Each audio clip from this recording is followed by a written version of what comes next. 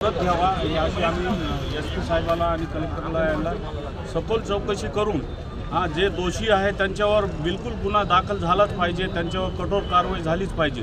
परंतु जे गुन्ह्यात नाही त्यांचं त्यात काही संबंध नसताना त्यांचं नाव घेणं आणि त्यांचं राजकारण करणं हे जिल्ह्यातल्या राजकीय नेत्यांना शोभत नाही।